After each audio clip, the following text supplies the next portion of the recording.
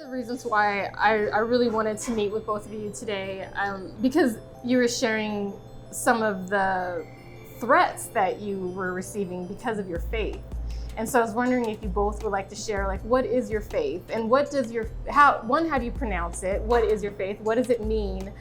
There's so many interpretations people have of what you believe, and it's not always positive. So I think it'd be great if people can hear from those who actually have that faith and what your thoughts are on it. So we are Muslim by faith, so Islam is our religion.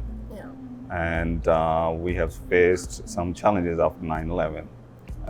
But what media has propagated, our religion is not this what the media is propagating out or telling about. So we are very humble and peaceful people. But after 9/11, things has changed. things changed, yeah. I had never experienced racism or discrimination my whole life. And after 9/11, we would go to the store, nobody would help us. Because my mom, it's obvious for Muslim, my mom wears a scarf, and people would try to run her off the road. The FBI was investigating my family and just Because of her background, because their family is from Afghanistan. Yeah. So I'm from Pakistan. So we have different backgrounds. So they have different experiences than I do. Yeah. Because I came like 2 weeks before 9/11. Yeah. Oh, wow. He got beat up pretty good. So I got beat up once when I was going to school after 9/11. Some people thought I am from Middle East. But I got over because they, it's the conception been imaged by the media. Yeah. So it is what it is, and we have a very good life after that for a few years. But we start getting threats right after the day.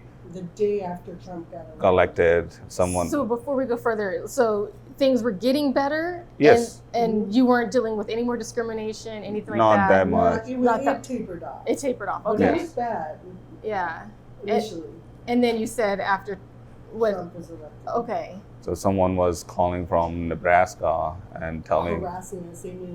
he will come and then kill my family. He knew our names, our kids' names, which is not hard to get these days. Yeah. But he knew everything about us. So So it was pretty intimidating. But why target you? Or maybe they were targeting other people we just don't know. But yeah. I don't know, but we called the police, got involved, but they don't want to help because it's out of state. So I got on the phone, found out where the person is, where he's calling from, because that's what I do for a living as well. My background is network security, so I know how to find these kind of things online if someone, trying to harass or someone is. Our niece was missing actually, and she was emailing, and from the email I found out where she's sitting, which address, Nice. where she is, and we just went there, knocked at the door, and she was there. So that's what and then instead of police helping us, they started interrogating me that how do I know these things? Wow. So I explained what my background is and what's not, and police didn't do anything. They said that there is no threat, physical threat been made. So my argument was. Wait, didn't he threat you? Yeah, threaten you? Yeah, exactly. But the police said that they cannot do anything because there is no actual crime being committed. So I say, my argument was, so you are waiting for someone to come and hurt my family, then you're gonna do something. So a threat is not serious, but if then the threat was taken where they actually do physically harm you, then they will do something, yes. So, I blocked that person so that they cannot call us anymore, and after that it just got settled down. It was the same time frame. Yeah, same time frame. When we were getting calls and stuff. So, and then people leaving notes in our mailboxes as well. That's what you were telling me, and why I wanted to talk to both of you. You said that people were leaving threatening notes. Like, yes. Would you mind sharing like what the notes say, or? About our religion, we are on the wrong path. Because we believe in Jesus as a prophet, not as a God. And they were leaving the pamphlets for us and leaving at that front door as well. So those kind of things. I had a friend tell me, that we can't be friends until you accept Jesus Christ as your personal Lord and Savior. I'm like, I'm Muslim. Like, we believe in him. Like, he's part of our faith too. But yeah, I mean, things got better for a while. And then the day after Trump got elected, all hell broke loose. Yeah. And it almost became like acceptable to be ignorant in those aspects, because now you have, you know, the most powerful man in the world, which is the President of the United States, justifying these views and like supporting it, promoting it, you know, promoting racism or, you know, separating people into classes. And I have not had the honor or privilege or whatever of like thinking that that stuff has gone away. There's no discrimination, no racism or whatever. But I do realize that there's some people who don't experience it that often, that don't know that it exists because it's not in their everyday life. They don't realize that, hey, this is going on, because they don't see it, you know? And so when it was starting to happen to you, how did that feel? Because when we first started talking about this, you said you haven't ever experienced it before. So how did that feel when you first started experiencing that? it was scary, and I was in shock, because I really was like, wait, what? People really have these outdated views, and they're alive and well. So it was scary for me. And when I remember the moment when Trump got elected, I was like, oh my God, like, what's going to happen to us? Like, you just don't know, you know, and especially being Muslim and from Afghanistan, those are like really kind of a bad combination, because there's like double judgment there. So I was scared. I didn't know what was going to happen or how what the outcome of this was going to be. And I stopped watching the news because I'm like, I can't. It can be depressing. Yeah, I got really just scared, kind of. And so, can you please share, both of you, what would you say your faith really is? I mean, with all the negative views that people are seeing, how would you describe it? Well, Islam itself means peace. And Islamically, like in our Quran, it says you respect the people of the book, like you respect other people. There's no, there's a lot of misperceptions about like jihad. Like that was not, jihad, which is holy war, is completely defined differently. Like we don't support somebody innocently, you know, killing hundreds of people or whatever the case, or, you know, anything that happened in 9/11. That's not something that Muslim people support. Because in Islam it says that if you hurt one human being, It's like killing the whole entire humanity, is hurting. So killing an innocent person does not define the jihad. Jihad means a struggle. It could be in form of personal struggles, in form of financial, in form of any tyrant, in form of any kind of struggle you do. It complies under the term of jihad. So attacking innocent people does not mean it's a jihad, because it goes totally against the teaching of our religion. Now, what happened in 9/11 is not jihad. It's not, those people were not threatening like their place of worship or, you know, their right to believe in Islam and to follow it. So it was all taken out of context, and that wasn't what it broke down to. And even all of the like big Islamic leaders and scholars were like, we don't support this at all. This is not something that's Islamic. It doesn't, there's nothing in the Quran that talks about killing innocent people. So how can you, one, I don't believe just because one person from a particular group does something, that means everyone from that group does it. So how, I know this is like the tired argument, but how can you share with people something that they can understand, that because the group that did decide to attack, that doesn't mean all people who have this Muslim faith that that's what they're going to do. I wrote a lot of term papers about exactly that. And people would be like, were you involved, like just really ignorantly, like, were you involved in 9/11? I'm like, it cost $250,000 to blow up those planes. Do I look like I have $250,000 to blow? Like, I had to make it into a joke, because after a while, it was so ignorant. Like, how would I have anything to do with anything? It didn't even make sense. Like, people would ask me things like that. It's just so ignorant. But people wanted someone to, like, target, you know? There's always someone that the media kind of focuses on. So it's really unfortunate. But people do fall into it. And they believe it. You know, they believe that, okay, all Muslims are guilty of these types of beliefs, or, you know, supporting this type of situation, and it's not the case. So what would you share on in a way that can help other people who do face discrimination or any type of attack, whether it's physical or mental, because of who they are? Like, what advice would you give? Because you obviously have been handling it very well, and you're doing your thing and you're doing what you can to help others, and you're being strong, still being who you are. So, like, what advice would you give?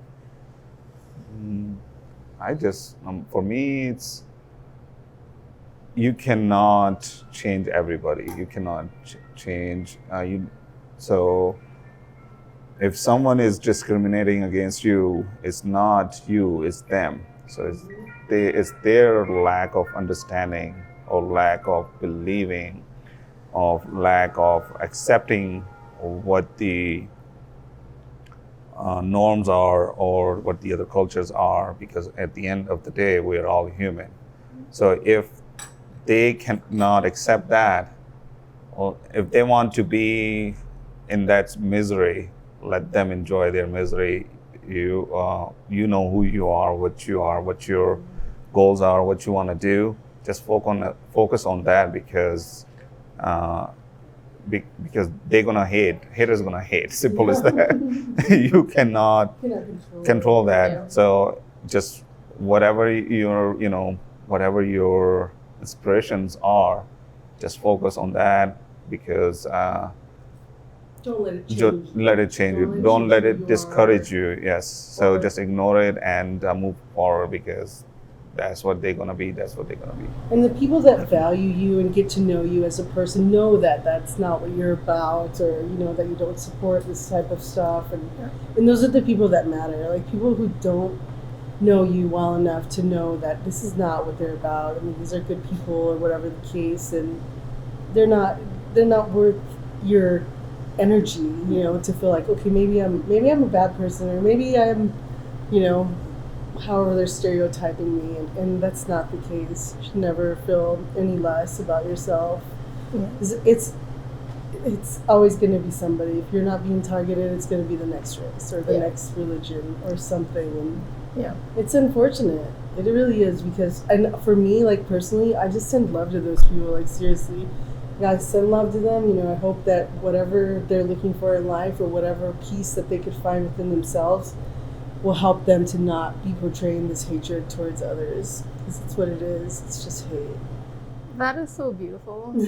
No, it really is everything that you both just said, because there's like another way you can take it. Like, when you go through so much, then, I mean, you could either have that peace and that love in your heart and let that continue to grow and continue to be who you are, or you can be upset and hurt and angry, and then, like, just let that eat you up inside, and then it's gonna hurt you, because that person is already gone, and then they don't care about it. So the only person you're hurting is yourself. So why waste your energy, your time, because someone is hateful, and hurt yourself? Just ignore that person, or ignore it and move on. There are other better things outside. So I feel bad for them, because I feel like they hate themselves. Like, they're not at peace with themselves, and they're just portraying that into the world. It's like, I really feel bad. It's like, you must really have a lot of turmoil in your own life for you to be portraying that out into the world. For no reason. No reason. And Adeel, I was just wondering, when you moved here and 2 weeks later we were attacked, I'm obviously speaking about 9/11, you then, for one, why did you move here?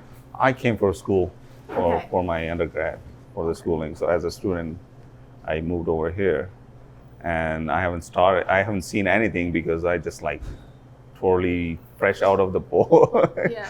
So I have no clue about the culture. I don't know anything about how the things works and everything, and all of a sudden this happened, and I woke up, and when I saw that, I said, okay, we're in big trouble, because it definitely was pointing towards Muslim, and I was, and they were all students.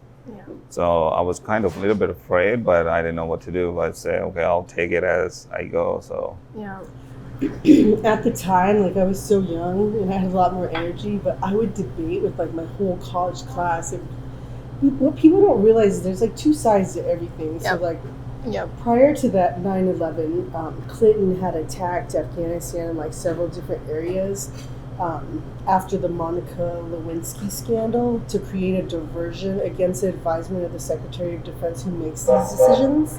So he bombed Afghanistan in several different areas, claiming that there were terrorist cells or whatever the case, but it's actually just a diversion from his whole scandal that he had just gone through.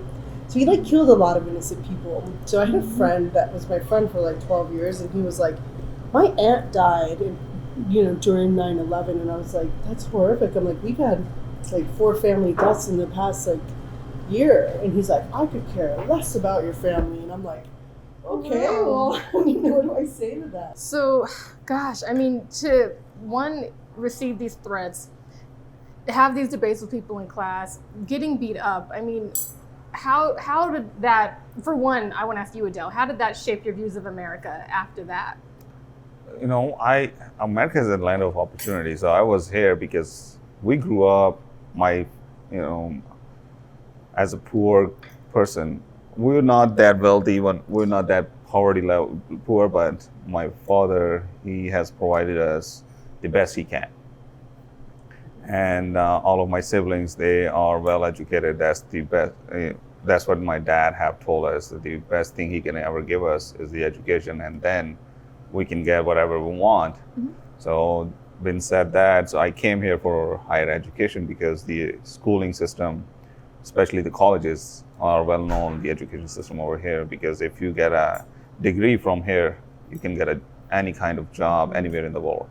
So that's what my focus was. So when I've seen that, so I just kept in mind why I'm here, what my motive is, because I'm here for my betterment, for my education, better education, which will help me to succeed in my life. So that's what I focus about, and that's what I have, right after when I was in school, I got a job at the school as well to manage a couple of labs, even though I was, starting my career or starting my schooling. So that gave me more motivation that if I can, with my little bit of effort, if I can get that, I can succeed. And that's what happened right after my school. I got a job at IBM and HPE. I always work for Fortune 100 companies. Mm-hmm. So I have 2 bachelors and 1 master's and a bunch of certification in computer science under my belt. So, and I started my business at the same time. So I'm entrepreneur plus I'm working. So it's just like, that's why I'm here. That's what I love about it. That's my perception was for the United States, that it's a land of opportunity. You can do whatever you want if you put some effort into it. So regardless of what's going on, yes, it's bad. I'm not responsible, but I get affected by it. But my goal for my life is different. So I just focus about that. Mm-hmm. I really admire that you're able to have that type of an experience and then just like, I'm gonna keep moving forward and just do what I came here to do. I have no choice. So yeah, my focus was totally different than than what is going on. So that keeps make me keeps going what I want to achieve. That's what it is. I don't know. I really appreciate knowing both of you, and I love hearing what you've been through and how strong you are, and the great advice that you can just give of like, yes, people are going to do things that are going to hurt you, but still be who you are, because that's going to continue hurting you if you don't, because they're already gone. Like you said, they're gone. They probably already forgot about you. So, exactly. Why would you want to continue letting that stick with you? So yeah, I just appreciate that advice that you gave, and I appreciate you living by example and being an inspiration and just being amazing people. Well, thank you very much. My pleasure. Thank you. Thank you for having us. And it's really great. That makes me so happy that you see me like that. Yes, yeah, definitely do. Thank you.